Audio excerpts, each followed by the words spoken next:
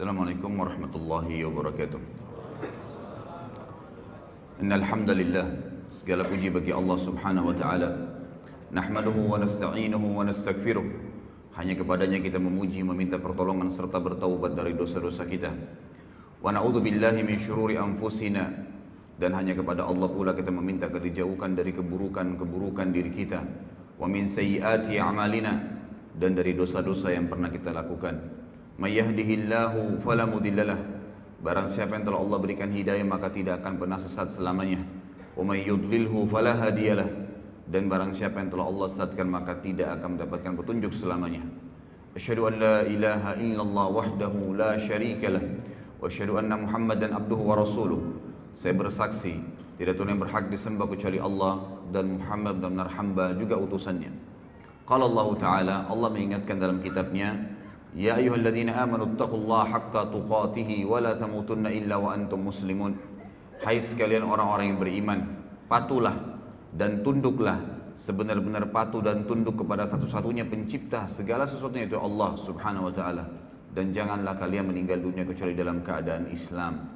Di ayat yang kedua, qala Allah Ta'ala, Ya ayuhan nasu taqu rabbakumul ladzi khalaqakum min nafsin wahidah وخلق منها زوجها وبث منهما رجالا كثيرا ونساء واتقوا الله الذي تساءلون به والأرحام إن الله كان عليكم رقيبا.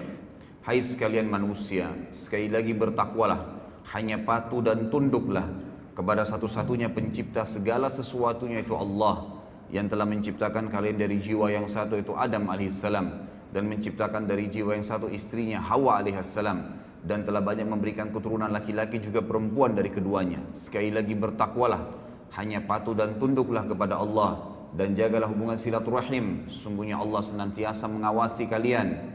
Di ayat yang ketiga, qala Allah azza wa jalla, ya ayyuhalladzina amanu taqullaha wa qulu qawlan sadida yuslih lakum a'malakum wa yaghfir lakum dhunubakum wa may yuti'illaha wa rasulahu faqad faza fawzan 'azima.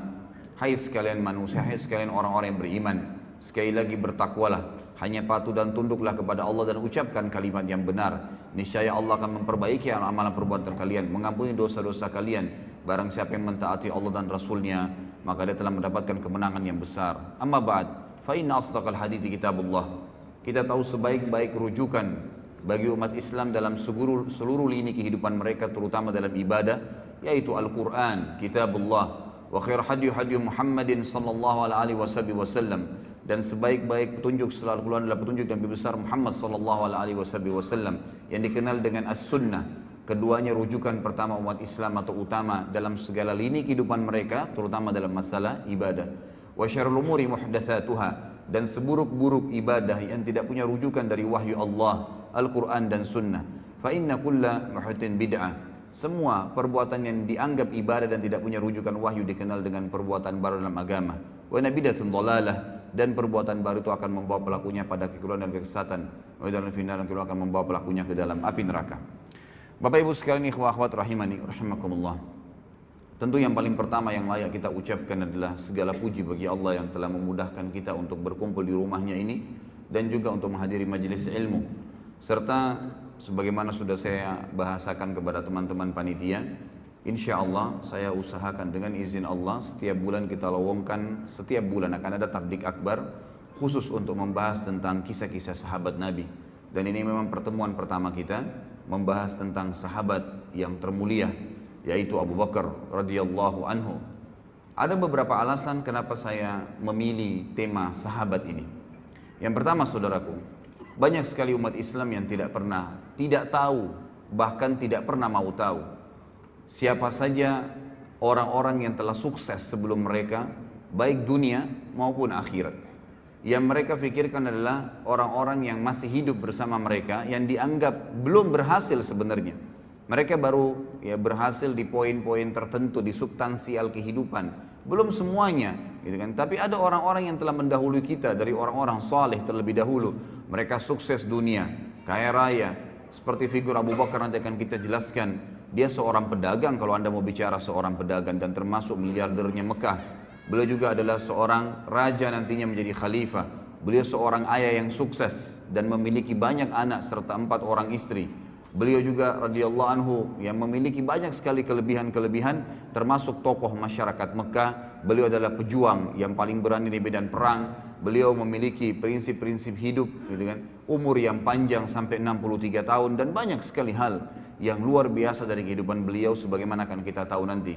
Dan akan banyak sekali kita akan ambil pelajaran dari kejadian-kejadian dari kehidupan beliau dan semoga Allah memberikan taufiknya untuk itu. Dan juga hal yang lain, saya akan bedah buku ikhwah dan akhwat sekalian. Bukunya adalah Ashabi Rasulullah sallallahu alaihi wasallam, ditulis oleh Syekh Mahmud Al-Misri. Allahu alam ya, setahu saya semenjak saya baca buku-buku tentang sahabat, saya temukan ini buku yang paling lengkap. Jadi kalau ada teman-teman yang berminat, saya sudah titipkan sama panitia, bisa mendapatkan di panitia. Buku ini ada 4 jilid. Ya, buku ini ada 4 jilid. Dan buku ini akan kita bedah setiap bulannya. Jadi kalau kesempatan sekarang kita akan bahas Abu Bakar, maka yang depan insya Allah mungkin Umar bin Khattab dan seterusnya, maka akan terus mengikuti buku ini. Jadi pun kalau ikhwah dan akhwat memilikinya, maka akan terus kita bedah sampai selesai 4 jilid dengan izin Allah subhanahu wa ta'ala. Saya ingin titik beratkan dalam metode penyampaian saya nanti ini, ya, bahasan ini, dan ini bahasan yang cukup panjang sebenarnya. Sejarah Abu Bakar radhiyallahu anhu ini bukan sejarah yang pendek, sejarah yang panjang, dan Allahu alam kita tidak tahu bisa selesai sampai duhur atau tidak. Maka perlu saya tekankan kepada teman-teman bahwasanya saya tidak fokus kepada tanya jawab nantinya, tapi saya akan fokus ke materi. Dan ini yang lebih penting dalam majelis ilmu. Jadi majelis ilmu itu yang dinomorsatukan adalah materi yang diterima, bukan pertanyaannya. Kalau Allah mudahin nanti di akhir waktu ada kesempatan untuk bertanya, alhamdulillah, gitu kan. Kalau tidak, maka bisa nanti menghubungi saya di luar materi ini seperti yang disampaikan oleh panitia. Setiap Rabu malam maghrib isya ada materi yang rutin saya sampaikan di masjid kita ini. Antara maghrib isya materi Kitab Al-Kabair dan kemudian dilanjutkan tanya jawab sampai jam 9 malam. Dan itu bebas Anda bertanya apa saja. Saya akan masuk dulu ke judul kita. Judul kita ini menggapai derajat Siddiq bersama Abu Bakar. Karena ada kalimat Siddiq yang saya terima atau yang saya titik beratkan pada saat saya sampaikan judul ke panitia, maka saya akan jelaskan dulu kalimat Siddiq itu sebelum masuk ke masalah siapa itu Abu Bakar dan apa yang kita bisa ambil dan kenapa beliau mendapatkan julukan Siddiq itu sendiri. Saudaraku, Siddiq itu diambil dari kata sadaqa yasduqu yang berarti jujur, tanggung jawab, amanah, penuh kepercayaan. Itu artinya. Kalau seseorang itu memiliki sifat kriteria tadi dari definisinya, maka dia dikatakan siddiq untuk laki-laki dan siddiqah untuk perempuan. Allah Azza wa Jalla menggunakan kalimat siddiq ini di banyak dalam ayat Al-Quran. Ada orang-orang yang memang Allah sebutkan, seperti misalnya Allah sebutkan tentang Yusuf alaihissalam dalam surah Yusuf urutan 12 ayat 46. Allah subhanahu wa ta'ala berfirman, A'udzu billahi minasyaitonir rajim, Yusufu ayyuhas siddiq. Al-ayah. Tentu ada lanjutan ayatnya, tapi ini saksi bahasan.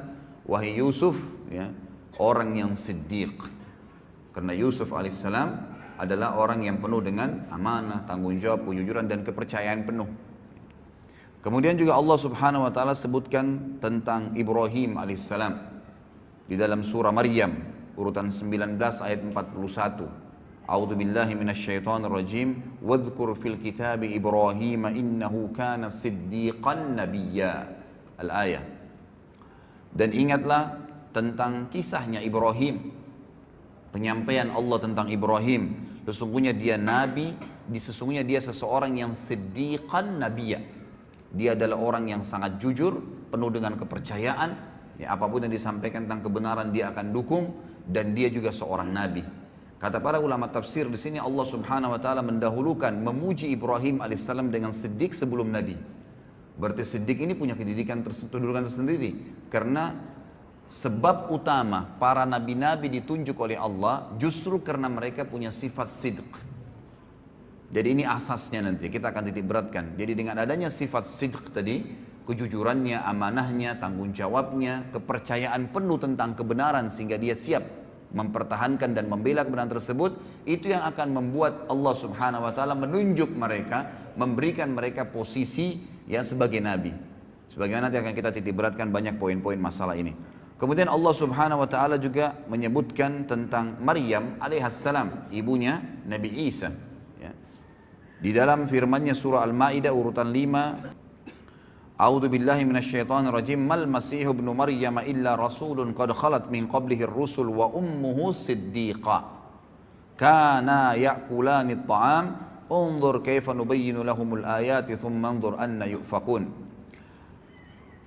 Sesungguhnya Masih ibnu Maryam, Nabi Isa alaihissalam adalah jelas seorang rasul, utusan Allah, dan telah terdahulu sebelumnya banyak rasul-rasul, dan ibunya adalah siddiqah.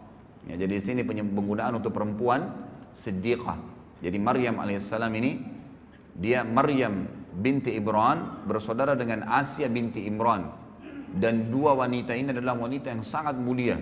Mereka betul-betul siddiqah, jujur dari pertama masih kecil sampai mereka besar, itu tidak pernah tidak yakin dengan Allah Azza wa Jalla dan para nabi-nabi, sampai Allah karuniai dua perempuan ini melahirkan anak, dua-duanya nabi.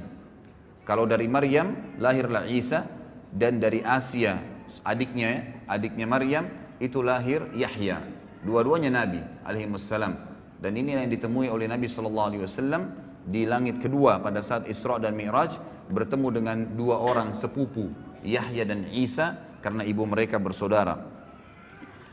Mereka berdua, kata Allah, si Maryam ya, alaihissalam dan anaknya Isa alaihissalam, mereka pernah makan atau mereka makan makanan seperti manusia biasa. Ini bantahan terhadap orang Nasrani yang mengatakan Isa adalah anak Tuhan. Maka lihatlah bagaimana kami menjelaskan kepada mereka ayat-ayat kami, dan lihatlah ya apa yang mereka responkan, apa yang mereka jawab. Tentu ada banyak ayat-ayat berhubungan dengan masalah hal-hal seperti ini, tapi saya mengambil beberapa cuplikannya. Allah Subhanahu wa taala menekankan tentang siddiq itu, dan ini yang kita titik beratkan ya. Sebelum menjelaskan Abu Bakar dan ikhwah sekalian, harapan saya dengan izin Allah Subhanahu wa taala, saya dan antum sekalian bubar dari pengajian ini insyaallah membawa sifat siddiq ini, karena ini target utama dan ini sifat luar biasa. Kalau antum milikin sifat ini, insyaallah antum jadikan ini sebagai pondasi menjalankan agama Allah, baik itu menjalankan perintah yang wajib ataupun sunnah, atau meninggalkan yang haram ataupun makruh, antum akan sangat tenang. Anda akan sangat tenang dalam mengerjakan perintah-perintah tersebut, dan juga sangat tenang dalam meninggalkan larangan-larangan tadi. Merasa memang nyaman sekali dan merasa menikmati yang halal dan meninggalkan yang haram. Kenapa? Karena pondasinya adalah sidq. Bagaimana betul-betul sebagaimana Allah ceritakan. Apa itu sidq? Allah tekankan di dalam Al-Quran, surah Al-Hadid urutan 57 ayat 19. A'udzu billahi minasyaitonir rajim.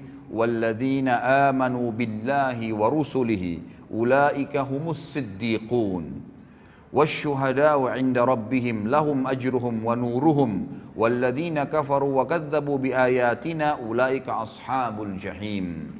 Terjemahannya, dan orang-orang yang benar-benar mengimani, meyakini keberadaan Allah dan seluruh rasul-rasulnya tidak terkecuali, sehingga apapun yang diperintahkan oleh Allah dan Rasulnya tidak ada keraguan dalam mengimaninya dan menjalankannya serta mempraktekannya. Gak ada keraguan.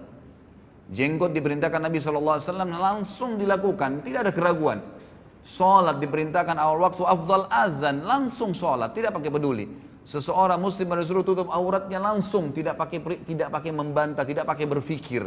Itu cirinya orang siddiq. Apapun, mau mengeluarkan uang atau mau mendapatkan pendapatan, ternyata kita khawatir itu adalah haram, bisa mengundang murkanya Allah, ditinggalkan seketika. Itu ciri siddiq.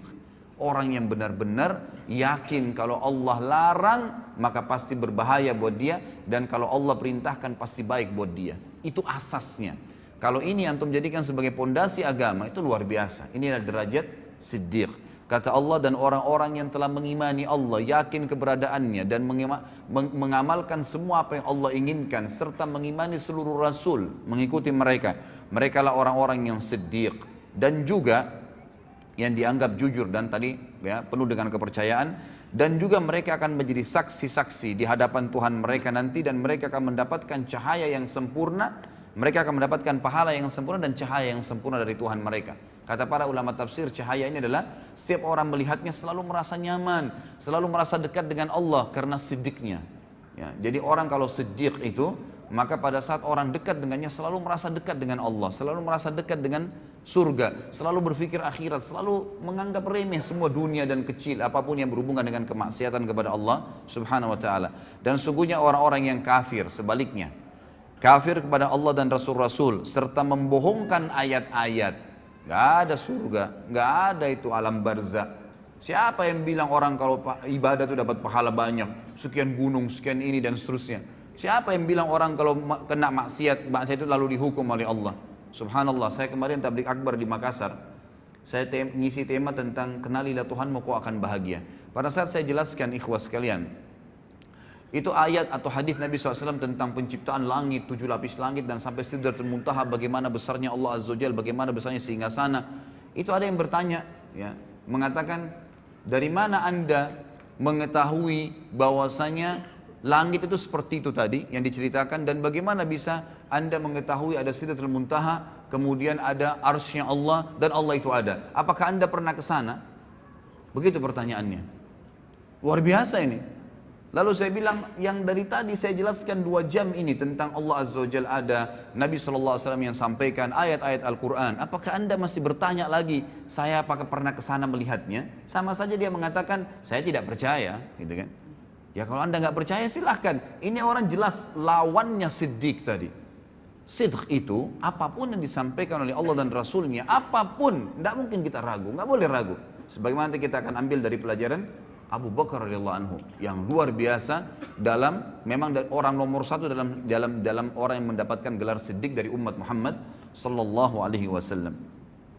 Kata Allah, dan orang-orang yang kafir tidak meyakini dan membohongi ayat-ayat kami, maka merekalah penghuni api neraka. Sebaliknya, tambahan juga ikhwah dan akhwat sekalian rahimani rahimakumullah, bahwasanya orang yang mencapai tingkat siddiq ini adalah orang-orang nanti akan diberikan surga tertinggi di akhirat nanti.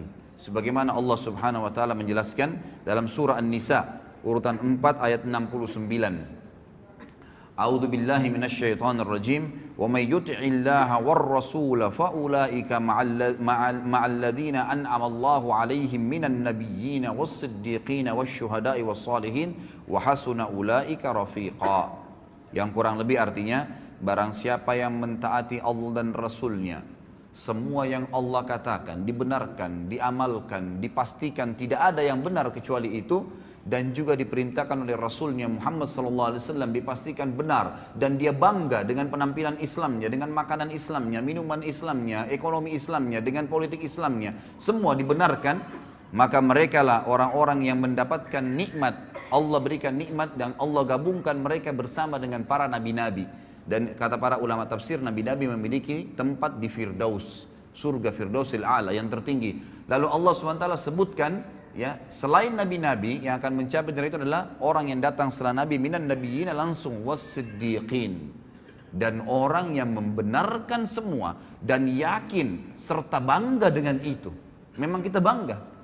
Dan ini memang ikhwas sekalian, saya pilih tema ini luar biasa. Saya dapatkan krisis kebanggaan muslimin sekarang terhadap agama mereka. Kita lihat seorang muslim tidak ada bedanya dengan orang kafir dari sisi pakaiannya, dari sisi cara bicaranya, tata bicaranya, makanan, jenis makanannya, usahanya. Berapa banyak orang subhanallah tidak bisa dibedain dari penampilannya antara muslimah dengan non muslim, muslim dengan muslimah. Padahal kalau kita datangkan seseorang Nasrani, laki-laki, kita berikan kepada dia kopi atau baju koko atau sebuah simbol Islam misalnya, pakaiannya. Kemudian kita datangkan seorang Nasrani laki-laki yang lain, lalu tanya dia agama apa orang itu, spontan dia akan mengatakan Muslim karena ada simbolnya. Kalau orang siddiq, dia yakin bahwasanya pakaian ini yang Allah katakan walibasut taqwa dzalika khair, ini pakaian yang ada simat, ada contoh, ada ciri ketakwaan adalah yang paling baik. Orang tahu, oh ini orang dekat dengan Allah. Dan saya yakin subhanallah, orang kalau menggunakan baju koko dengan kopiah, kalaupun ada perempuan nakal, ya, yang biasa mengganggu laki-laki, dia tidak akan berani mengganggu orang itu karena pakaiannya. Lalu kenapa kita lari dari pakaian itu? Gitu kan? Kita malah tidak bangga. Berapa banyak orang subhanallah muslimin, ya, atau kita datangkan misalnya perempuan Nasraniyah, Ya, suruh pakai jilbab 5 menit saja, panggil Nasrani ya perempuan yang lain, tanya orang itu agama apa, maka dia akan mengatakan itu muslimah. Ada simbol. Tapi syaitan menghiasi sebagian orang yang tidak punya sifat siddiqah, nggak ada sifat siddiqnya ini dalam dirinya, maka syaitan mengatakan untuk apa kau pakai jilbab? Maka tidak ada bedanya antara dia dengan wanita kafirah, sama saja. Cuplikan yang selalu dilihat, didengar oleh kupingnya, ditatap oleh matanya, semuanya berbau orang-orang non-muslim. Film-filmnya semua Hollywood, Bollywood, dan yang semua berhubungan dengan tontonan terhadap aurat, lagu-lagu yang menjauhkan dia dari Al-Quran, semuanya jauh, semuanya jauh. Cerita-cerita kosong, balas dendam, narkoba, mencuri istrinya orang lain, dan beragam macam hal, perselingkuhan dan seterusnya. Ini yang menjadi simbol di rumah orang-orang Islam sekarang. Tidak ada pengajian, tidak ada tilawah Al-Quran. Lalu kemudian mereka mau mengkhayal anaknya hafal Quran. Dari mana ikhwah dan akhwat sekalian? Dia sendiri gak pernah sentuh Al-Quran, gak pernah dengar ceramah di rumah. Antum berapa kali saya jelaskan dalam pengajian saya ikhwah. Ini masih kronologis semua ya. Saya bilang, kalau saya pribadi, kadang-kadang sehari di Jakarta, saya bukan membanggakan diri, cuma berbagi ya. Pada saat saya punya pengajian 4 hari, 4 kali jadwal sehari. Dari pagi kadang-kadang sampai malam ikhwah. Dari pengajian saya isi 2 jam, kemudian pulang menuju ke pengajian yang kedua. Di mobil itu sejam atau setengah jam, atau panggang 45 menit, atau kadang-kadang sampai 2 jam jaraknya. Itu saya dengarkan lagi ceramah, baik ceramah saya, baik tilawah Al-Quran, baik ceramah asatidzah, teman-teman dai-dai, atau saya dengarkan para masyayikh yang dari Saudi dalam bahasa Arab. Jadi saya tidak ada selang waktu di mana saya kosong gitu di mobil, atau saya lagi berzikir kepada Allah SWT. Saya coba lakukan, kemudian saya isi pengajian 2 jam lagi, jeda lagi antara pengajian kedua dan ketiga juga saya dengarkan lagi ceramah. Itu luar biasa. Api iman dalam hati itu terus berkobar ikhwah. Kadang-kadang antum dari pengajian seperti ini keluar dari masjid, setan akan bisikin, tadi kan sudah pengajian, sekarang hiburannya musik. Dibisikin sama dia, antum iyahkan, begitu lemah, tidak sidq. Yakin ikhwas sekalian, kalau antum yakin di majlis ilmu bisa menambah iman, bisa mengingatkan kita kepada Allah Azza wa Jal, bisa membuat kita rindu dengan akhirat, bisa tahu tentang surga, bisa tahu tentang neraka dan kita khawatir tentang neraka tersebut, lalu kenapa tidak sepanjang hidup kita seharian itu diisi dengan hal tersebut? Sayangnya rumah-rumah umat Islam sekarang ada Al-Quran itu kalau ada kematian, malah sebenarnya tidak ada Al-Quran dalam sunnah Nabi SAW dibaca pada saat kematian. Sebaliknya mereka lakukan hal tersebut. Dalam masalah ekonomi, riba, ya, gharar, semuanya, kezaliman, manipulasi yang dilarang oleh Nabi SAW, dilarang oleh agama, tapi dilakukan. Alasannya apa boleh buat Ustaz? Nggak ada jalan lain. Lalu antum depan Allah Azza wa Jalla juga akan katakan itu pada hari kiamat, pada saat dihisab, nggak ada jalan lain. Lepaskan diri dari situ. Ya, harus yakin dengan janji Allah Subhanahu wa taala. Ini akan kita titik beratkan 2 jam ke depan ikhwah, bagaimana memunculkan sifat siddiq dalam hati kita dan mempelajari dari orang yang nomor 1 dalam sifat siddiq, Abu Bakar radhiyallahu anhu, yang luar biasa dalam masalah seperti ini. Apapun yang Allah dan Rasulnya katakan tidak ada keraguan, pasti benar, dan itu menjadi simbol kehidupannya. Langsung, tidak ada keraguan dalam masalah itu. Masalah politik sudah dijelaskan dalam Islam, harus orang alim, harus orang yang faham agama Allah, yang tahu halal haramnya Allah, baru jadi pemimpin. Mana pernah pemimpin negara kita ada orang yang alim? Ya, padahal Nabi SAW mengatakan apa? Al-ulama warathatul anbiya. Ulama itu pewarisnya para nabi. Emang sudah begitu. Nabi-nabi ini pemimpin manusia. Sekarang kalau ada kiai, ada ustadz, ada dai, dicalonkan jadi presiden, disorotin oleh masyarakat. Untuk apa dai masuk di politik? Subhanallah. Lalu kalau bukan ustadz atau ada dai atau ulama yang memimpin anda, siapa yang akan pimpin anda? Orang-orang fasik seperti sekarang? Yang membiarkan tempat kemaksiatan terbuka, pelanggaran-pelanggaran agama Allah dilakukan, riba merajalela mencekik lehernya umat-umat Islam, anak-anak muslimah dan muslim kita yang akhirnya terbengkalai, dipaksanya ini dan dipaksakan itu, dan seterusnya, gitu kan? Maka ini keliru sekali.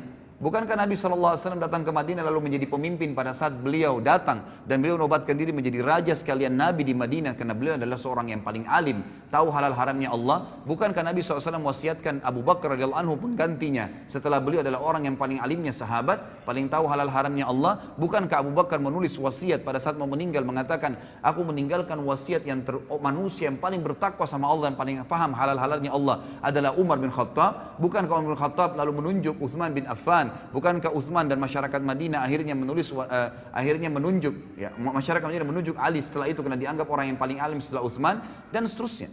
Kita lihat bagaimana Khulafaur Rasyidin menunjukkan adalah ulama, ya. Apa kata Nabi SAW dalam hadis sahih riwayat Al-Hakim? Sayati umara'u sufaha. Akan datang nanti sepeninggalku adalah pemimpin-pemimpin yang sangat sufaha. Sufaha itu jamak daripada safih. Dan orang Arab ini ikhwan menyebutkan kata-kata safih itu kalau bodohnya super bodoh. Namanya. Kalau jahal itu artinya bodoh masih ada pinternya. Tapi kalau safih itu artinya bodoh yang tidak ada di tahu apa-apa. Orang yang tidak tahu, tidak ada informasi apapun dengan dia. Maka apa kata Nabi SAW? Akan datang pemimpin-pemimpin yang sufaha, yang bodohnya luar biasa. Kenapa Nabi SAW katakan bodoh? Beliau lanjutkan hadis yang mengatakan umara'u la yahtaduna bihaddi wa la yastannuna bisunnati. Pemimpin-pemimpin yang tidak akan pernah mengambil petunjuk dariku. Enggak mau nunjuk oleh Nabi Muhammad SAW, tidak mau tahu halal haramnya Nabi SAW. Nabi SAW ya seorang Nabi Muslim, ya sudahlah. Saya juga Muslim, tapi nggak hubungnya dengan politik saya. Subhanallah. Ya. Lalu siapa yang anda jadikan patokan? Belanda, Inggris, negara-negara Barat, orang-orang kafir yang kufur kepada Allah Subhanahu Wa Taala. Lahirlah sistem demokrasi yang akhirnya siapa yang paling banyak suaranya, siapa yang paling kuat, ya orang masanya maka dia yang menang walaupun dia bodoh. Subhanallah khalik, gitu kan? Ini luar biasa karena kita jahilnya, kita tidak tahu tentang apa yang diajarkan Nabi SAW dan kita tidak sidq, kita tidak mempercayai itu. Seakan-akan ragu, benar nggak Islam nih? Benar nggak Islam itu bisa ngatur politik? Padahal 1345 tahun kita memimpin dunia. Bagaimana anda masih ragu dengan masalah itu? Lalu kata Nabi SAW, wa yastannuna bisunnati, dan tidak pernah ngikutin sunnah-sunnahku. Kita lihat sekarang negara-negara Islam. Jadi kacau balau, jadi gampang semuanya diobrak-abrik, jadi gampang. Tak naik pemimpin, ya tidak ada opsi lagi. Ini atau itu, dua-duanya nggak baik, dua-duanya begini. Karena anda tidak kembali kepada sistem yang sebenarnya. Allah Azza wa Jalla sudah tuntunkan di dalam kitabnya. Jadi kata Allah Subhanahu Wa Taala, dan orang-orang yang mentaati Allah dan Rasulnya dalam segala lini ikhwah. Al-Quran dan Sunnah di atas segalanya. Allah dan Rasulnya di atas segalanya. Di atas politik, di atas ekonomi, di atas rumah tangga, di atas jabatan, di atas pendapatan, di atas segala-galanya. Itu baru dikatakan orang itu sidq. Orang yang benar-benar yakin dan percaya penuh terhadap apa yang Allah dan Rasulnya turunkan. Barang siapa yang mentaati Allah dan Rasulnya, maka mereka lah yang akan bersama diberikan nikmat kepada nabi-nabi dan orang-orang yang siddiq, orang-orang yang terpercaya tadi, dan syuhada, orang yang mati syahid, wassalihin, dan orang-orang yang saleh, wa hasuna ulaika rafiqa, dan mereka lah sebaik-baik orang, ya, sebaik-baik orang. Baik ikhwas sekalian, sebelum masuk ke Abu Bakar juga, saya menemukan ada tema yang menarik dari buku ini. Sebelum jauh membahas masalah Abu Bakar radhiyallahu anhu, di sini ada disebutkan di buku ini. Nanti kalau anda memiliki buku ini atau antum memiliki buku ini, ada poin yang saya kemarin sempat terlintas membaca sepintas gitu. Lalu saya temukan memang ini poin yang tidak boleh luput dalam materi seperti sekarang kita ini. Ikhwah sekalian, demi Allah ikhwah, saya bersumpah di atas podium ini, kita ini umat yang terbaik, umat Islam, umat yang terbaik. Kita memiliki syariat yang paling sempurna dari Allah dan Rasulnya Muhammad SAW.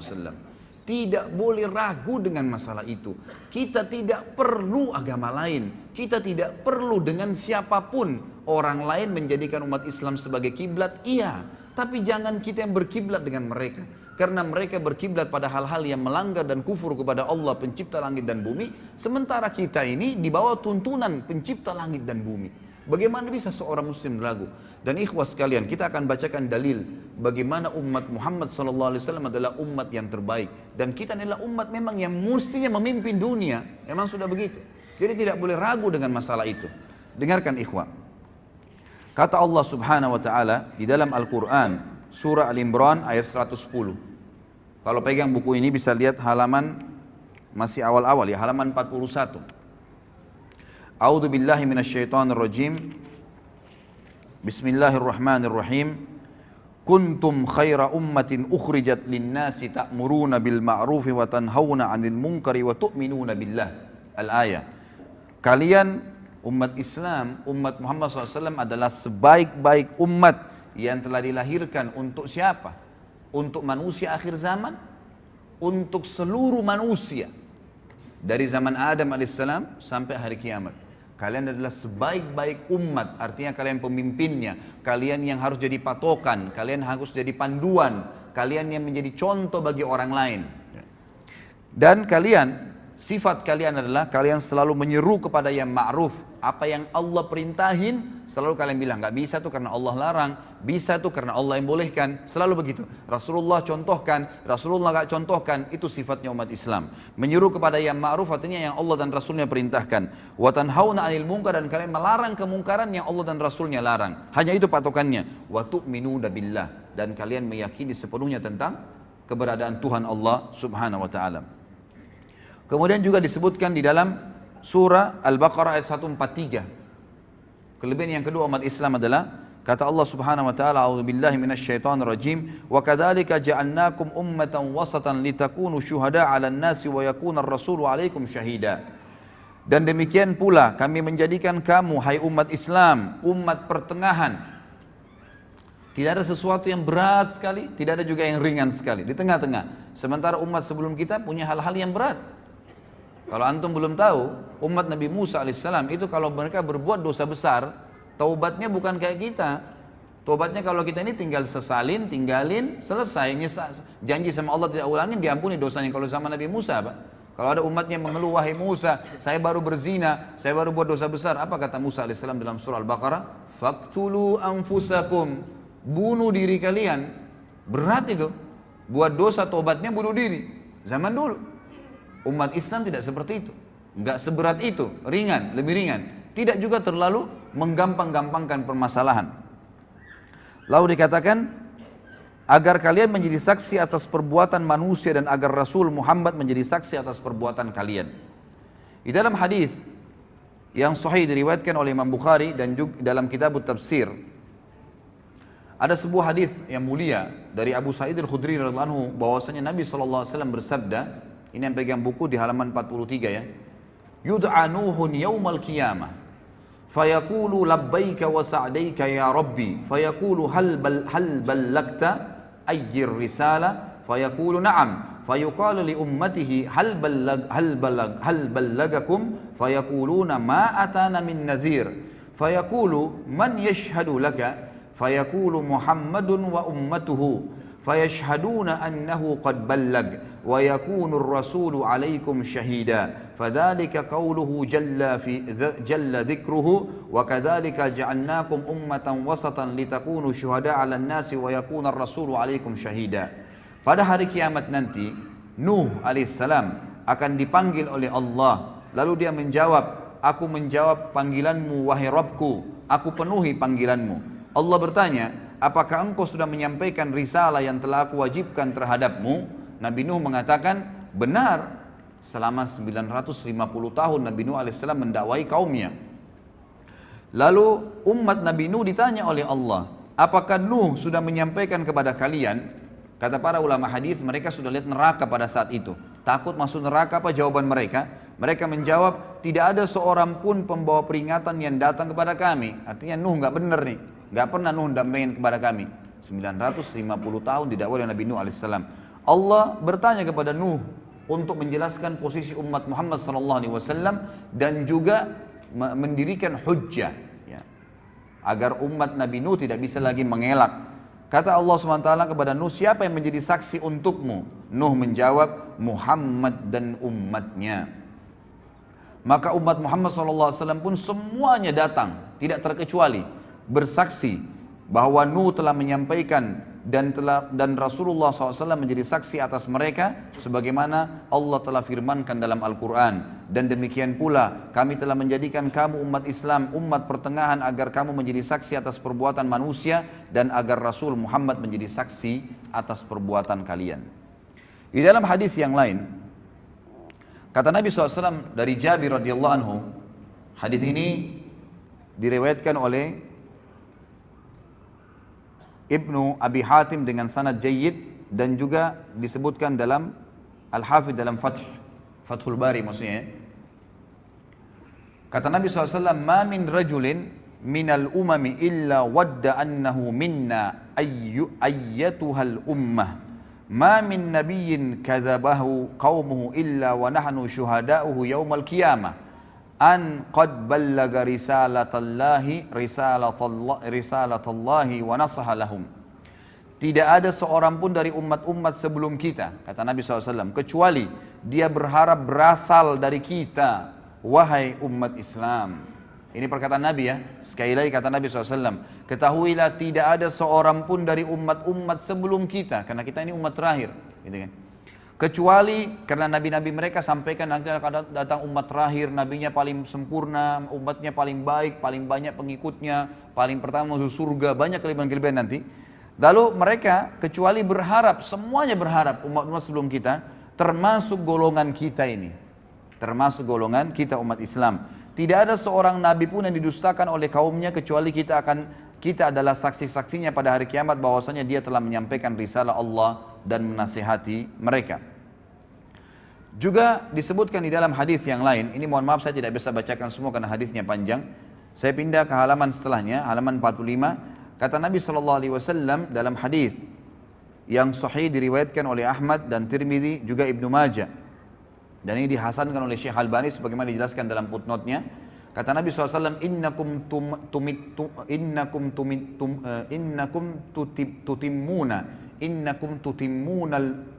tutimmuna sab'ina ummah antum khairuha wa akramuha 'ala Allah. Sesungguhnya kalian akan melengkapi 70 umat. Ya, kata para ulama hadis maksudnya adalah ada 70 kelompok umat yang besar nanti pada hari kiamat. Dan kalian adalah yang melengkapi yang paling banyak di antara 70 umat itu. Kalian adalah yang terbaik dan termulia bagi Allah. Di dalam hadis yang lain diriwayatkan oleh Ahmad dan Tirmidzi dari Anas dan Syekh Albani mengatakan atau mensahihkan hadis ini, kata Nabi SAW, "Mathalu ummati mathalul matar, la yudra awwaluhu khairun am akhiruh." Umatku ibaratnya hujan, tidak diketahui mana yang paling baik, apakah yang pertama atau yang terakhirnya. Maksudnya apa? Semuanya baik. Umat Islam ini semuanya baik. Selama mereka amalkan agamanya, maka mereka adalah yang terbaik. Tidak ada bedanya antara satu dengan yang lainnya. Juga kata Nabi SAW di dalam hadis yang sahih riwayat Abu Daud, Tabarani, dan juga Hakim, Nabi SAW bersabda, ummati hadhihi ummatun marhumatun, laysa alaiha azabun fil akhirah, innama azabuha fid dunyal fitan, wazzalazilu wal qatlu wal balaya. Umatku ini adalah umat satu-satunya yang dikasihani oleh Allah. Tidak ada azab atas mereka di akhirat. Maksudnya orang-orang ya yang umat Islam ini umumnya kata ulama hadis sebelum mereka meninggal itu diberikan kesempatan untuk bertaubat. Selalu diingatkan oleh Allah Subhanahu wa taala. Jadi betul-betul orang yang masuk ke neraka nanti dari umat Islam ini umat-umat yang betul-betul menyimpang. Benar-benar tidak mau bertaubat, tidak mau kembali ke jalan Allah Subhanahu wa taala. Akan tetapi azabnya akan datang di dunia dalam bentuk fitnah-fitnah, gempa bumi, pembunuhan, mungkin mereka dibunuh oleh orang-orang lain dan wabah penyakit. Kemudian di dalam hadis yang lain juga diriwayatkan Imam Muslim dari Abu Musa al-Asy'ari bahwasanya Nabi SAW bersabda, "Innallaha azza wa jal idza arada rahmata ummatin min ibadihi qabada nabiyyaha qablaha فجعله لها فرطا وسلفا بين يديها وإذا أراد حلكة أمة عذبها ونبيها حي فأهلكها وهو ينظر فأقر عينه بحالاتها حين كذبوه وعصوا أمره." Jika Allah Azza wa Jalla hendak merahmati suatu umat dari hamba-hambanya, niscaya dia mengambil atau mewafatkan nabinya sebelum mereka. Seperti Nabi Muhammad SAW wafat sebelum para sahabat umumnya. Dia menjadikan Nabi tersebut sebagai pendahulu di hadapan mereka sehingga bisa dicontohin. Jika Allah hendak membinasakan satu umat, niscaya dia Allah menyiksanya sebelum Nabi mereka atau selama Nabi mereka masih hidup. Allah membinasakan mereka sedangkan Nabi mereka melihatnya. Seperti kasus Nabi Nuh, Nabi Lut, jadi dilihat. Dia membuatnya tenang dengan kebinasaan mereka manakala mereka mendustakan dan menyelisihi perintahnya. Kemudian juga kelebihan umat Muhammad SAW yang lain adalah hadis disebutkan oleh Ibnu Majah dan Baihaqi, disahihkan oleh Syekh Albani dari Abu Hurairah radhiyallahu anhu bahwasanya Nabi SAW bersabda, "Inna Allah tajawaza li ummati amma tuwaswisu bihi suduruha atau suduruha ma lam ta'mal aw tatakallam bihi wa mastukriha alaih." Sesungguhnya Allah memaafkan umatku apa yang terbersit dalam hati mereka selama mereka belum melakukannya. Jadi kalau kita lagi sholat, kemudian ada bisikan-bisikan riya, bisikan apa saja, selama kita belum iyakan, maka tidak terhitung batal, gitu kan? Sebab semua ibadah pasti ada terlintas bisikan syaitan ya. Kita mau sedekah, tuh orang puji, itu orang ini. Kita lagi sholat tuh, indahkan ada teman di sebelah kamu, kamu dipuji. Kita lagi berdoa seperti itu. Selama kita nggak iyakan, maka tidak ada masalah. Tapi kalau kita sudah iyakan, baru terjadi riya itu, mendapatkan dosa. Seperti itu. Allah SWT memudahkan bagi umat ini seperti itu. Jadi Allah Subhanahu wa taala memaafkan umatku apa yang terbersih dalam hati mereka, maksudnya digoda oleh syaitan selama mereka belum melakukannya atau mengucapkannya, dan apa yang mereka dipaksa atasnya. Kalau dipaksa lakukan satu perbuatan, kalau tidak dia akan dibunuh. Seperti kasus Ammar ibn Yasir, ya radhiyallahu anhu, pada saat ayahnya dan ibunya Ammar dan Sumayyah dibunuh oleh Abu Jahal, maka Ammar masih kecil, umurnya 7 tahun, 8 tahun. Ketakutan, disiksa sama Abu Jahal. Abu Jahal bilang, saya akan siksa kamu, saya tidak bunuh langsung. Sampai habis semua kulitmu, sampai kamu kesakitan luar biasa dan kamu mati tersiksa. Kalau kau tidak kufur kepada Muhammad. Maka kata Ammar, baiklah, apa yang kau mau wahai Abu Jahal? Kata Abu Jahal, katakan saya kufur kepada risalahnya Muhammad, kufur kepada kenabian Muhammad. Maka Ammar mengatakan, saya kufur kepada risalahnya Muhammad. Lalu Abu Jahal tidak puas, lewatlah unta betina. Lalu kata Abu Jahal, saya tidak akan lepaskan kau kecuali kau katakan unta ini Tuhanku. Maka Ammar pun berkata, unta ini Tuhanku, baru dilepas. Ammar bin Yasir radhiyallahu anhu waktu lepas dari azab merasa menyesal, ya terbebani hatinya. Kenapa tadi nggak sekalian biarin aja saya disiksa? Lalu dia datang kepada Nabi SAW mengatakan, umur 7 tahun, 8 tahun ini luar biasa imannya. Lalu kata Ammar, ya Rasulullah sambil nangis, bagaimana bisa ini? Saya tadi mengucapkan begini dan begitu ya Rasulullah, karena saya takut dibunuh. Kata Nabi SAW, wahai Ammar, kalau seandainya diulangin lagi kepadamu besok, ucapkanlah. Selama memang bukan hatimu yang menginginkannya. Artinya memang dipaksa, gitu kan? Ini terlepas dari, ini adalah sebuah hal yang tidak dihukum bagi umat Muhammad sallallahu alaihi wasallam. Kemudian juga dikatakan oleh Nabi sallallahu alaihi wasallam di dalam hadis diriwayatkan oleh Ibnu Abi Asim dari Anas dan dihasankan oleh Syekh Albani dalam Sahihul Jami', kata Nabi SAW, Inna Allah Ta'ala qad ajara ummati min an tajtami' ala dhalalah. Sesungguhnya Allah Ta'ala telah melindungi umatku sehingga mereka tidak bersepakat di atas kesesatan. Artinya selama mereka berpegang pada Al-Quran dan Sunnah, maka mereka insya Allah tidak akan sesat. Kemudian juga ya, di dalam hadis yang diriwayatkan oleh Imam Muslim dan Ahmad juga Nasai dari Hudzaifah radhiyallahu anhu, bahwasanya Nabi SAW bersabda, fuddilna 'alan nasi bi thalath, ju'ilat sufufuna ka sufufil malaika, wa ju'ilat lana al-ardu kullaha masjida, wa ju'ilat turbatuha lana tahura, idza lam najidil ma, wa u'titu hadhihi al-ayat min akhir suratil Baqarah min kanzin tahtal arshi lam yu'taha nabiyyun qabli. Kami diberikan umat Islam ini 3 keutamaan, kata Nabi SAW, atas semua manusia. Yang pertama, saf-saf kami dijadikan seperti safnya para malaikat.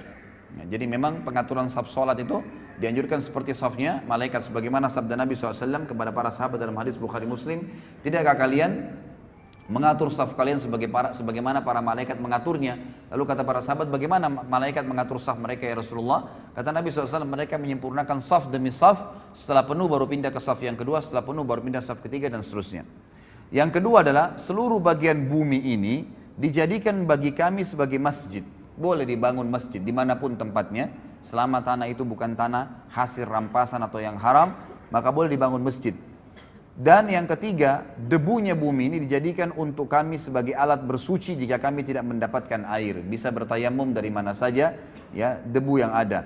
Dan diturunkan kepadaku ayat-ayat ini dari akhir surah Al-Baqarah, ya, dari perbendaharaan di bawah arsy-Nya Allah yang tidak diberikan kepada seorang nabi sebelumku.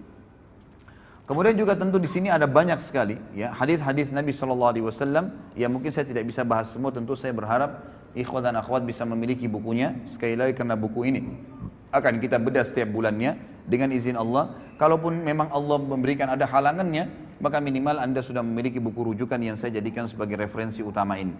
Di sini ada banyak sekali ya, dan saya tutup dengan hadis ya, di mana Nabi SAW menyebutkan ada 2 hadis ya, yang pegang buku di halaman 53 langsung. Kata Nabi SAW di dalam hadis diriwayatkan oleh Ahmad dari Abu Bakar radhiyallahu anhu dan disahihkan oleh Syekh Albani dalam Sahihul Jami', kata Nabi SAW, u'titu 70,000 min ummati yadkhuluna al-jannata bighairi hisab, wujuhuhum kal qamari lailatal badr wa qulubuhum ala qalbi rajulin wahid, fastazattu rabbi azza wa jal fazadani ma'a kulli wahidin sab'ina alfa. Ini kemuliaan yang luar biasa. Aku diberikan 70.000 dari umatku yang masuk surga tanpa hisab. Wajah mereka seperti rembulan di malam purnama, dan hati mereka di atas hati satu orang, artinya semuanya sama imannya. Aku lalu meminta tambahan kepada Rabbku, maka dia Rabbku memberiku tambahan. Setiap satu orang dari 70.000 itu ditambahkan 70.000 orang yang lain, sehingga masing-masing mereka bisa membawa 70.000. Jadi 70.000 kali 70.000, dan ini tidak ada bagi umat-umat sebelum kita. Ini luar biasa sekali Allah SWT berikan kepada kita. Kemudian dikatakan juga di dalam hadis yang lain,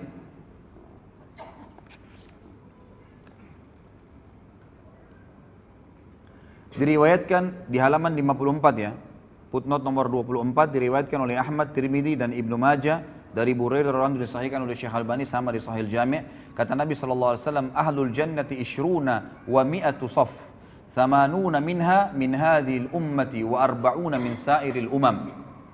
Penduduk surga itu sebanyak 120 saf nanti jumlahnya, ya 120 saf. 80 darinya itu adalah dari umat ini. 80 saf dari 120 yang masuk surga itu adalah dari umat ini. Sedangkan 40 yang lain adalah 40 yang sisa dari umat yang lainnya. Jadi cuman bayangkan ya, dari Nabi Adam alaihissalam sampai Nabi Isa alaihissalam, berapa miliar manusia, itu cuma 40 saf. Sementara kita ini 80 saf yang masuk ke dalam surga pada hari kiamat. Kata ulama hadis, ini menandakan fadilah yang sangat besar, dan dijanjikan juga umat ini akan sangat banyak jumlahnya, akan sangat banyak pengikutnya. Baik, ini kurang lebih wacana, gambaran tentang pentingnya kita mengetahui kita adalah umat yang terbaik, ikhwah. Maka banggalah dengan agama Islam ini, jalani hidup ini, jadikan Islam sebagai tradisi, dan jangan balik.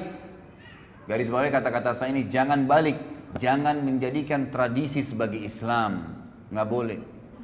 Tradisi, suku, adat, negara, habiskan semua, nggak ada. Bagi saya, karena saya Muslim, Islam yang menjadi tradisi hidup saya. Selesai. Maka kita punya standarisasi tradisi.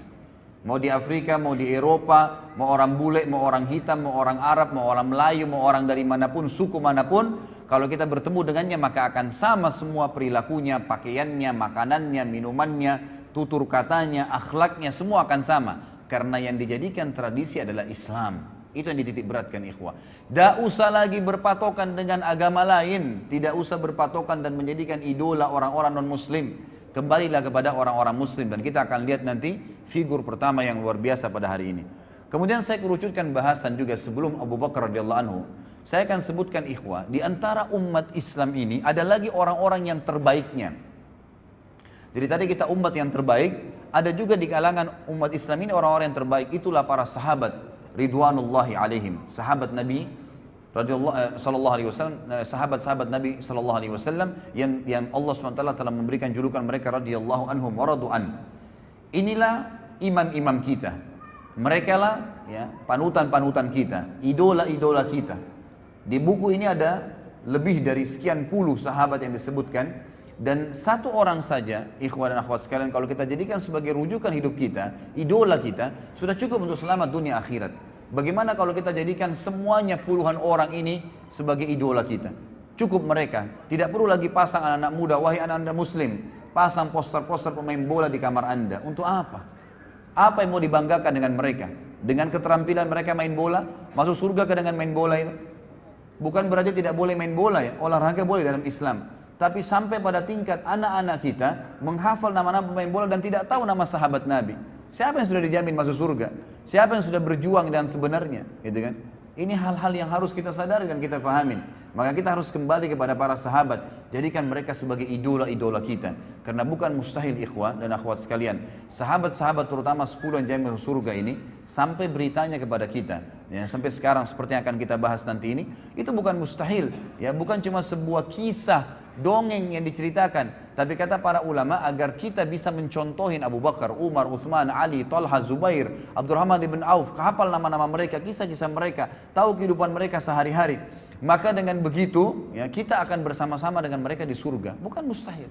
Karena kita menciplak saja kehidupan mereka. Itulah yang diinginkan oleh Allah Azza wa Jal melalui sejarah-sejarah mereka yang tetap Allah kekalkan, gitu kan? Dan subhanallah, syaitan-syaitan ingin menyesatkan manusia dengan mencaci maki, mengkafirkan para sahabat ridwanul alaihim yang telah Allah pilih mereka. Nanti kita akan baca sebentar lagi fadilah dan keutamaan para sahabat. Sehingga di sini ikhwas sekalian, kita tidak butuh lagi panutan siapapun kecuali mereka setelah Nabi Muhammad SAW. Yang pertama ikhwas sekalian, disebutkan dalam buku ini, Allah Subhanahu wa taala menurunkan banyak sekali Al-Qur'an. Coba buka halaman 59 yang pegang bukunya. Sekali lagi ikhwah dan akhwat, kalau ingin memiliki bukunya ada di depan sama panitia ya. Yang jelas kita membahas di sini jilid pertamanya. Surah Al-Ahzab halaman 59 ayat 23. A'udzubillahi minasyaitonirrajim. Allah SWT mengekalkan dalam Al-Quran dibaca oleh setiap orang yang beriman tentang para sahabat. Ini ayat ini, satu ayat saja ini sudah cukup membantah orang-orang Syiah ini. Yang betul-betul sampai berani mengkafirkan para sahabat. Apalagi figura yang kita bicara sebentar lagi tentang siapa dia. Kata Allah SWT, minal mu'minina rijalun sadaqu ma'ahadullah alaih. Faminhum man qadha nahbahu wa minhum man yantadir wa ma baddalu tabdila. Di antara orang-orang mukmin, maksudnya para sahabat. Ayat ini turun kepada para sahabat. Ada orang-orang yang menepati apa yang telah mereka janjikan kepada Allah. Maksudnya di sini ulama tafsir bilang mereka mati syahid. Mereka berusaha masuk medan perang supaya mati syahid dan Allah berikan apa yang telah Allah janjikan. Dan ada di antara mereka yang gugur dan ada pula di antara mereka yang masih menunggu ikut perang, belum mati, ikut perang yang kedua, terus begitu. Ya, karena yakin dengan apa yang Allah janjikan dengan mati syahid itu. Dan mereka sama sekali tidak mengubah janjinya. Maksudnya tidak berubah, tidak murtad, tidak ragu, tidak bimbang. Kemudian dalam surah Al-Bayyinah ayat 8 Allah Subhanahu wa taala mengatakan radhiyallahu anhum wa radu an. Allah Subhanahu wa taala ridha kepada mereka dan mereka pun ridha kepada Allah. Mereka pun ridha kepada Allah. Kemudian dalam surah Al-Fath ayat 18 Allah terus memuji para sahabat. Ikhwas sekalian, kalau Allah sudah ridha kepada seseorang, Rabbul Alamin, Tuhan alam semesta, siapa lagi yang kita mau jadikan panutan selain mereka? Yang diridhoi oleh atasannya, diridhoi oleh presiden dan rajahnya, diridhoi oleh keluarganya dan istrinya atau suaminya? Jauh sekali. Diridhoi oleh pencipta langit dan bumi, radhiyallahu anhum wa radu an. Allah sudah ridha kepada mereka semua sahabat. Di sini jamak, radhiyallahu anhum, tidak terkecuali, gitu kan? Waradu'an, dan mereka juga ridho dengan Allah, ridho dengan agama ini, mereka memilih itu. Kemudian juga dalam surah Al-Fatih ayat 18 halaman 60-nya, a'udzubillahi minasyaitonirrajim, kata Allah SWT, laqad radiyallahu 'anil mu'minina idh yubayyi'unaka tahta asy-syajarati fa'alima ma fi qulubihim fa'anzala as-sakinata 'alaihim wa athabahum fathan qariba. Sungguh Allah telah meridai orang-orang yang beriman. Siapa mereka itu? Sahabat di sini. Ketika mereka berjanji kepadamu, hai Muhammad. Siapa di antara kita pernah ketemu dengan Nabi SAW? Tidak ada. Yang pernah ketemu adalah para sahabat. Ayat ini turun kepada mereka. Kata Allah SWT, sungguh Allah telah meridai orang-orang mukmin ketika mereka berjanji setia kepadamu, hai Muhammad, di bawah pohon.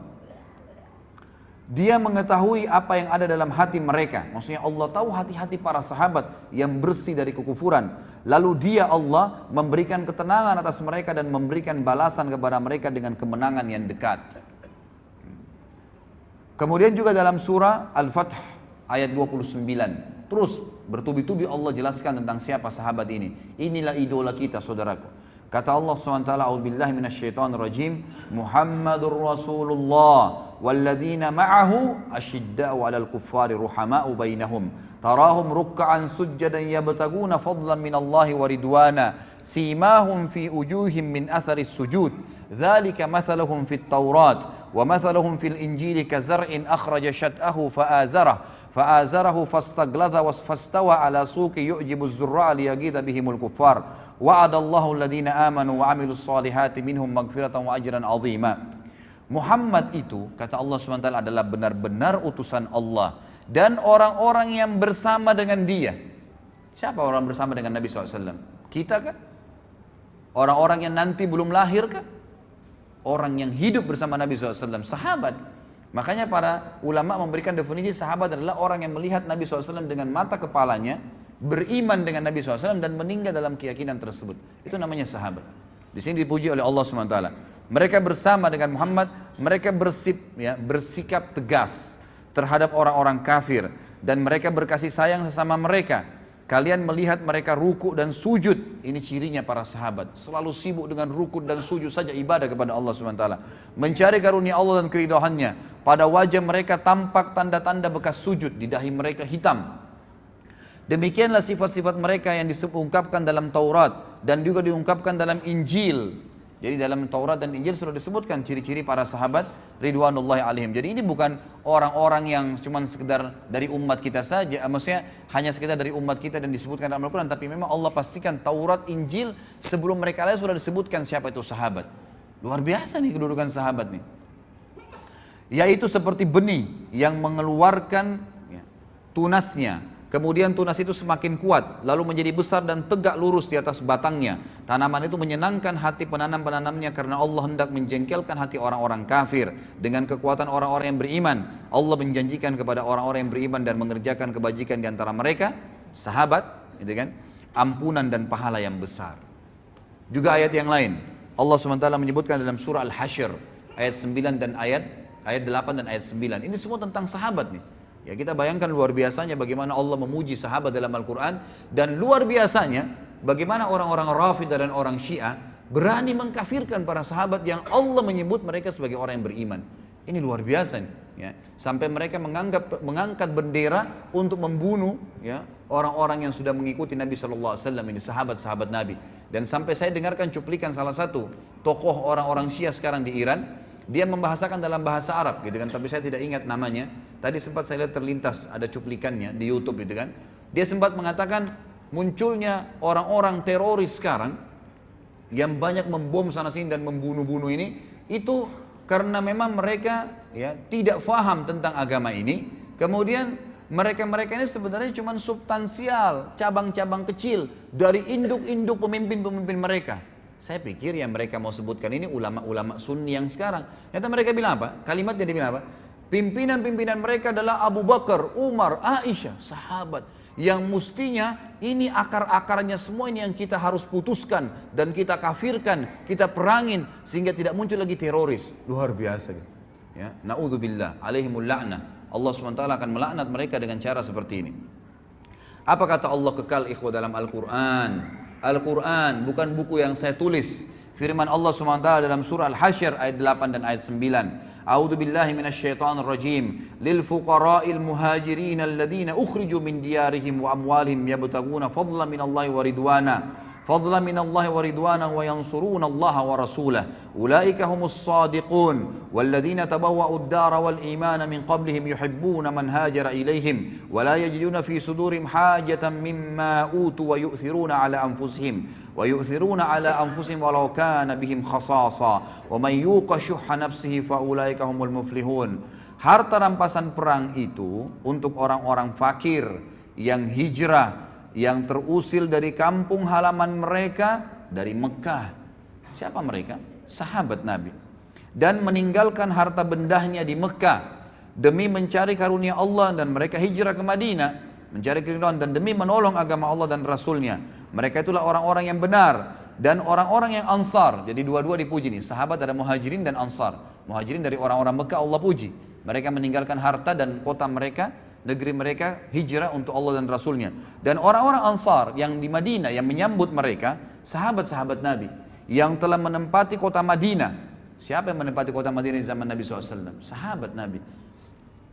Dan telah beriman sebelum kedatangan mereka, para muhajirin, kepada Nabi Muhammad SAW. Mereka mencintai orang-orang yang berhijrah ke tempat mereka. Dan mereka tidak menaruh keinginan dalam hati mereka terhadap apa yang diberikan kepada mereka, muhajirin. Maksudnya memberi balasan, memberikan bantuan kepada muhajirin, tidak berharap balasan. Itu sifat sahabat-sahabat Ansar. Meskipun mereka juga memerlukannya. Dan siapa dijaga dirinya dari kekikiran, berhitungan di jalan Allah, maka mereka itulah orang-orang yang beruntung. Mereka lah orang-orang yang beruntung.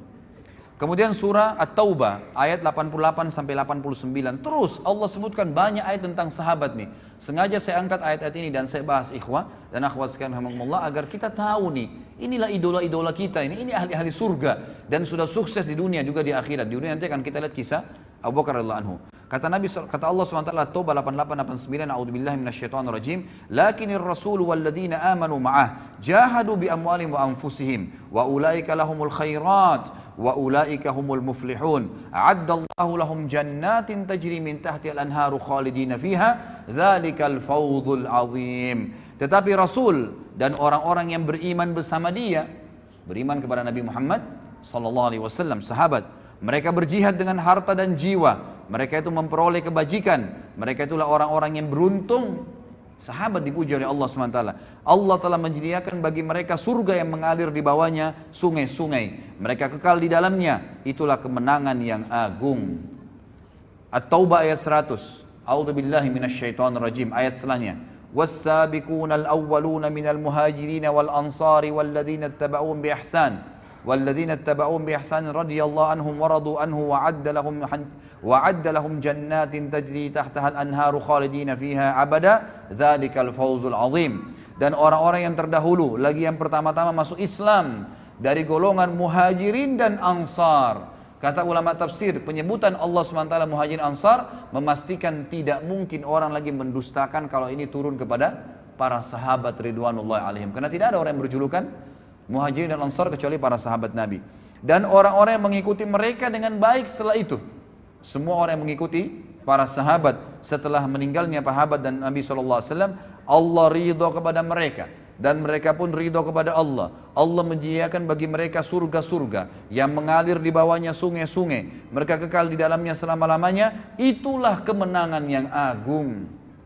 Ikhwah akhwat sekalian, ikuti para sahabat, sahabiat Nabi, pertahankan sampai malaikat maut mencabut ruh anda, maka pasti kita akan masuk surga. Allah yang berfirman, Allah sediakan surga yang di bawahnya mengalir sungai-sungai. Gak usah pusing lagi dengan artis fulan, idola profesor, doktor ini.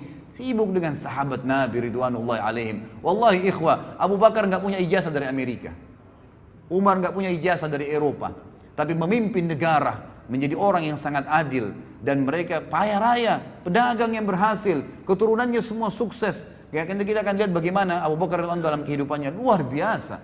Ya, bukan berarti saya katakan tidak usah berpendidikan formal, silahkan, gitu kan. Tapi jangan itu dijadikan sebagai idola, panutan, seakan-akan sudah melupakan semua orang-orang yang sudah kita sebutkan dari kalangan sahabat. Selanjutnya surah At-Taubah 117. Kata Allah Subhanahu wa taala, a'udzubillahi minasyaitonirrajim, laqad taballahu 'alan nabiyyi wal muhajirin wal ansari alladziina ittaba'uhu fi sa'atil usr. Alladziina ittaba'uhu fi sa'atil usrati min ba'di ma kada yazigu qulubu fariqin minhum thumma taba 'alaihim innahu bihim raufur rahim. Allah berfirman, ya, sungguh Allah telah menerima taubat Nabi Muhammad sallallahu alaihi wasallam dan orang-orang muhajirin dan orang ansar. Di sini Allah bukan sebutkan mukminin umumnya, tapi di sini dikhususkan Nabi dan muhajirin dan ansar. Artinya sahabat-sahabat yang mengikuti Nabi pada masa-masa kesulitan di awal-awal Islam. Sulit sekali menyebarkan Islam. Ikhwah sekarang dan akhwat sekalian, kita luar biasa ya. Lahir zaman sekarang ini luar biasa kalau bagi saya bilang. Kita lahir Quran sudah sempurna, masjid sudah banyak, orang tua kita muslim, ya.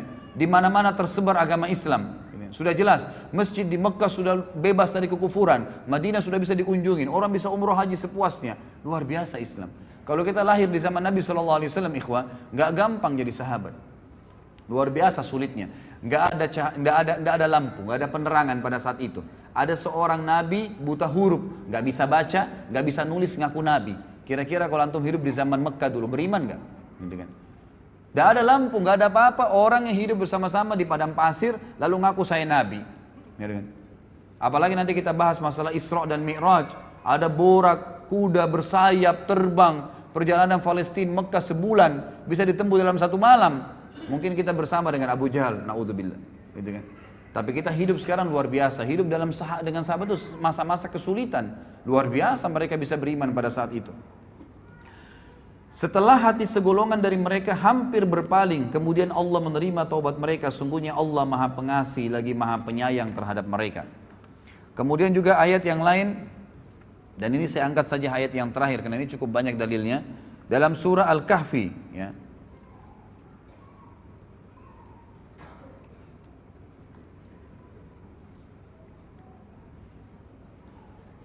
Baik, saya pilih ayat yang lain ya. Kita cari ayat yang kira-kira ayat Al-Imran terakhir ya. Al-Imran di halaman 65 ayat 172 174. A'udzu billahi minasyaitonir rajim. Alladzina istajabu lillahi war rasuli min ba'di ma asabahumul qarh lilladzina ahsanu minhum wattaqau ajrun 'azim.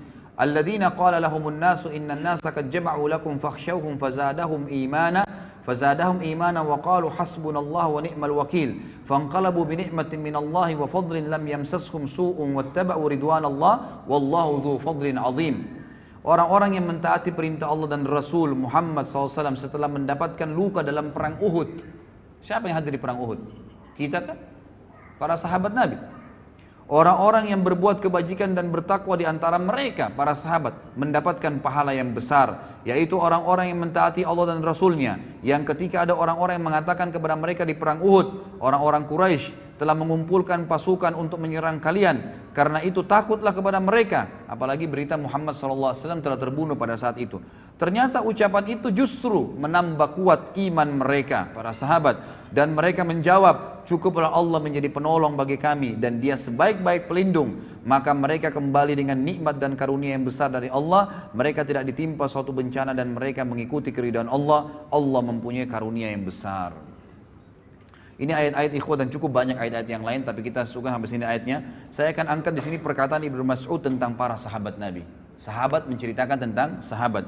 Apa kata beliau? Di sini penulis mengatakan sungguh indah ucapan Ibnu Mas'ud radhiyallahu anhu tentang para sahabat Rasulullah sallallahu alaihi wasallam. Dia berkata, "Inna Allah nadhara fi qulubil ibadi fawajada qalba Muhammadin sallallahu alaihi wasallam khaira qulubil ibad.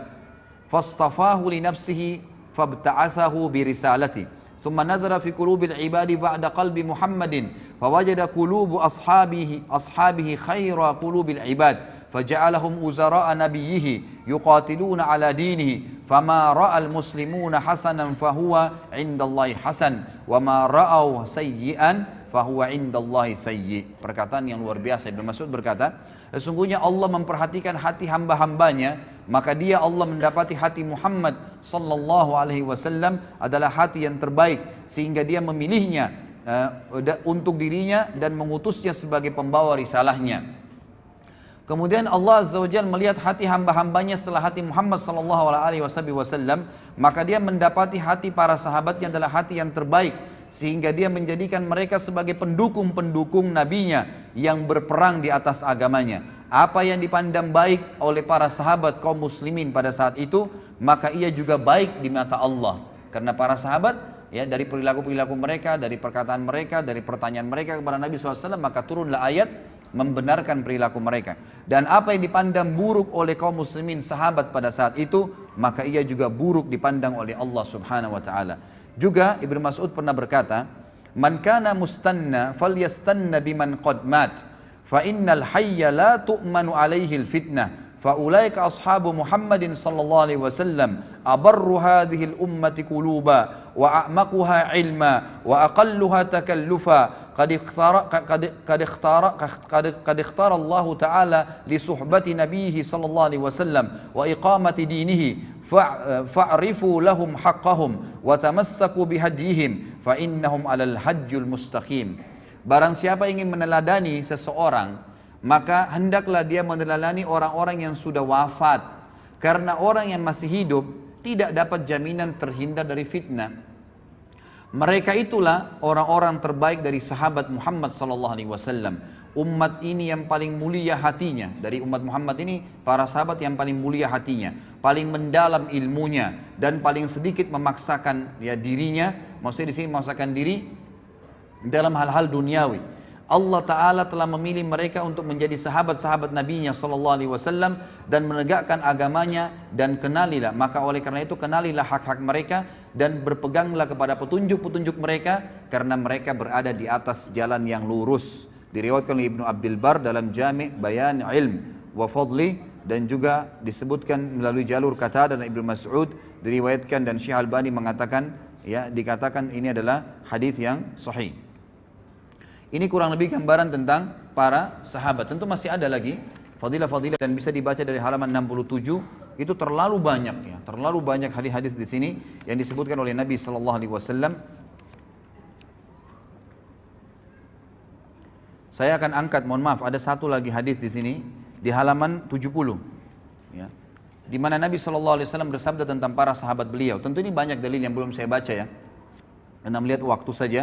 Hadis yang diriwayatkan oleh Imam Muslim dan Ahmad juga ya banyak disebutkan oleh imam-imam yang lain, di mana Nabi sallallahu alaihi wasallam bersabda tentang sahabat, "An-nujumu amanatun lis-sama', fa idza dhahabat an-nujum atas sama'u ma tu'ad, wa ana amanatun li ashabi, fa idza dhahabat ata ashabi ma yu'adun, wa ashabi amanatun li ummati, fa idza dhahaba ashabi ata ummati ma yu'adun." Bintang-bintang adalah penjaga bagi langit. Artinya selama bintang ada di langit, maka orang bisa tahu yang ini terang langit itu.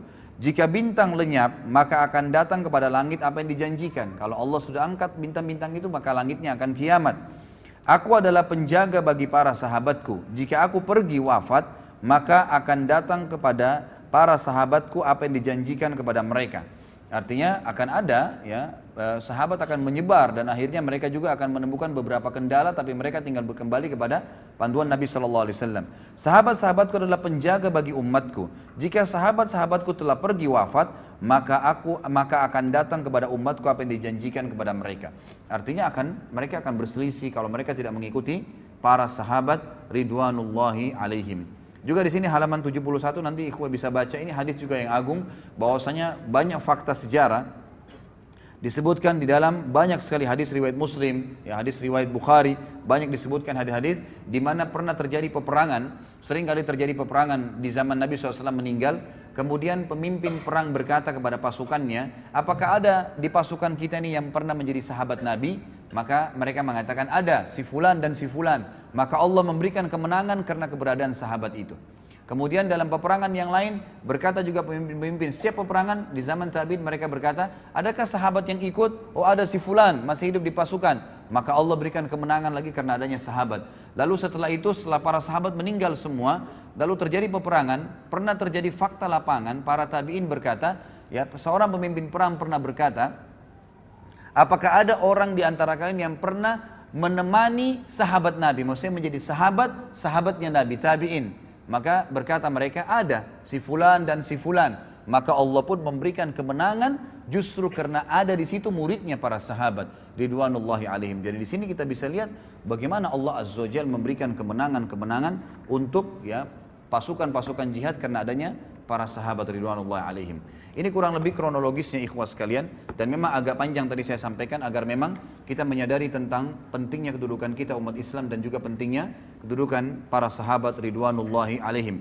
Sekarang kita masuk ke inti bahasan tentang umat nomor satu ya, atau dari umat ini yang nomor satu yang dinomorsatukan oleh para ulama ya, ulama sunni semua sepakat mengatakan umat atau orang yang paling terbaik dari umat Muhammad sallallahu alaihi wasallam setelah Nabi Muhammad adalah Abu Bakar radhiyallahu anhum. Saya akan mulai ikhwah. Abu Bakar ini beliau berada atau berasal dari suku yang masyhur ya.